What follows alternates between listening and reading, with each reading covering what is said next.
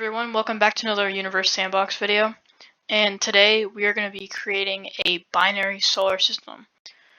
So we're going to be doing a binary solar system and maybe 2 to 4 stars in a solar system, and I will show you that in just a moment.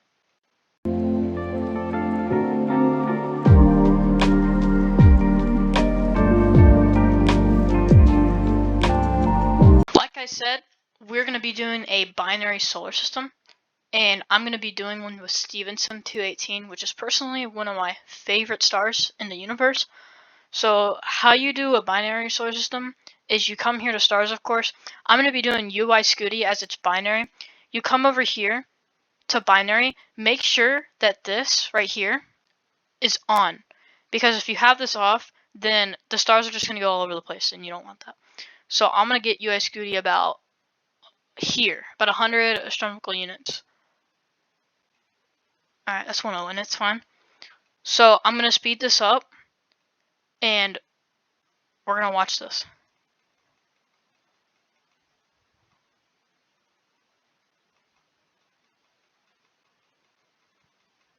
So you can already see that the stars are moving. So Stephenson has a lot more mass than UI, so it tends to be more towards the center because that's where most of the mass, and UI seems to basically orbit Stephenson. So what we do, so that's 2 stars. If you want to do 3 stars, what you do is you go here and you hold down control, and then you basically, like, on your mouse, you left click, hold that down, and then you select these 2 stars. You come here, it doesn't matter, and then you click create barycenter, and then that'll create the mass between the 2. So when you do that, you can come to this barycenter, and then you can put other stars in orbit around it. So for example, it would have to be a star that has a lot less mass than these 2 stars, because then it'll just, frick up the barycenter. So you want like a star like Proxima Centauri. I'll put that in orbit around the barycenter. I'll put it about here. So there we go. That's an orbit, and that's a trinary solar system. Again, a solar system with 3 stars. So if I speed this up here, you'll see that they're all stable. The barycenter is not moving, and they're fine. Now let's go to a quad system.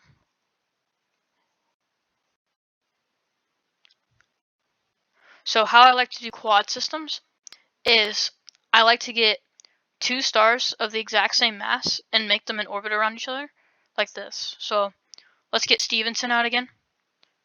Put this here, and then get another Stephenson out. Put that and those 2 in a binary orbit.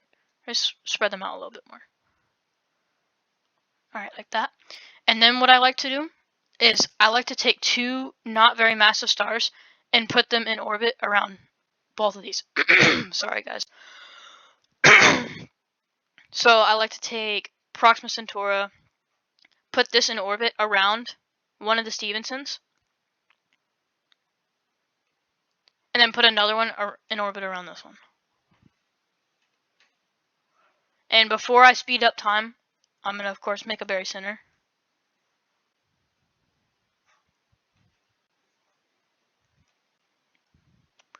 So there we have our barycenter. And you don't have to make a barycenter if you want these to be stable. All you have to do is have this thing on. Make sure that that's on if you want it to be a stable star system. Because if that's off, again, they'll just fly everywhere, and you don't want that. So you don't have to make a barycenter. The only way you have to make a barycenter is if you want more than 2 stars. But that's how you do it. So I'm going to speed up time here, and this is a quad system.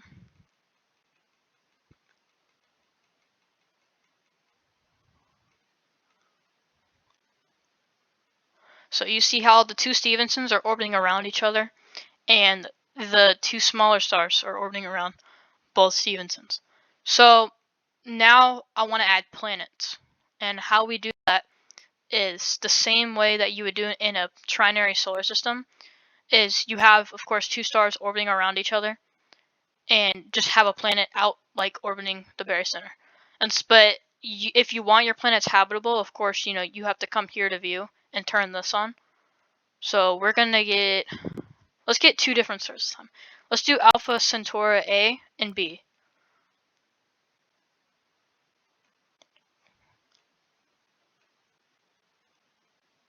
So let's get these 2 rocking. Okay. So let's make our berry center. Okay, so now you just do the same thing that you would do if you were adding a 3rd star. You would just come out here, and then you can add any kind of planet. Doesn't matter. The only thing I would say that does matter is if you have like 2 like not very massive stars, and you put like a gas giant near it, it might screw up the berry center. But besides that, it doesn't really matter. So I'm gonna get planet 9 out here, about 0.13.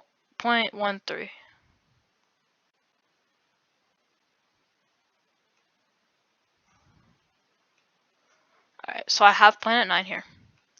And now this planet 9 is orbiting these 2. So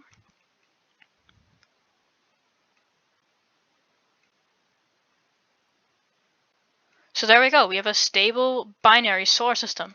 I mean, it is technically a solar system because all you need in a solar system is 1 star and 1 planet. And, I mean, that's a solar system. But you can already see that this planet 9 is extremely, extremely hot. Almost 300 degrees Celsius. So this planet 9 is very, very, very, very hot. And this is like 11 hours per second. So we're going to pause time here. We're going to come to our berry center, and we're going to add another planet. I'm going to add about 3 planets to the solar system, and then we're going to do a trinary solar system. Actually, you know what? No, let's just go to a trinary solar system now. This one I want to do a little bit more massive stars, so it's not much of like a... Let's do Antares and Betelgeuse, because I know that they're very similar in size. So, let's get Antares, and let's get Betelgeuse in a binary around it. Okay. So keep in mind these are 2 very, very massive stars. So let's get Pollux, just because I feel like it.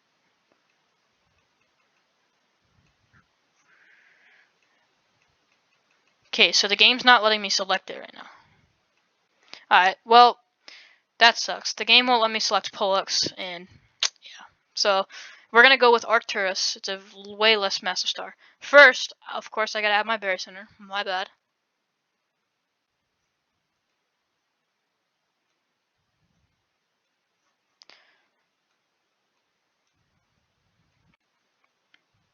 And let's get Arcturus out here. So we're gonna get Arcturus at about 300 AU. Alright. So we got our trinary. Now we can, if we want, we can put a planet around Arcturus. So let's go here to habitable. I don't necessarily want to have a habitable planet. I just want to make a solar system around this planet. Okay, so we can already see that Arcturus is orbiting in their habitable zone. So having a planet here anywhere around Arcturus will pretty much be habitable. Like anywhere from the green right here back will be habitable. So we're going to put a planet, if we want a habitable planet, let's do that first. Let's put a planet about, about here. Because we don't want it too close to Arcturus, because then it will be extremely, extremely hot. So we want one about here. That way it's in the habitable zone of like each planet. Alright, so we have that here. Now, we can already see this planet is very, very cold. It'll heat up. It'll heat up. So, I did get a mouse, by the way. So, I don't have to use a touchpad anymore. It's a lot better. So, now we're here at this planet. and we can make changes if we want. We can add some water, do whatever. So I'm gonna add some water. First, I gotta make sure the mass, all that's right.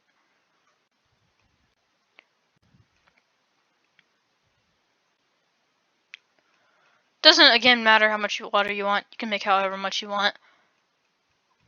I'm gonna have my water here.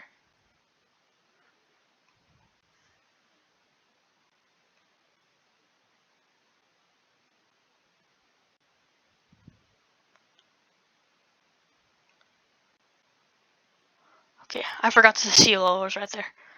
Well, then you can make your sea level however you want.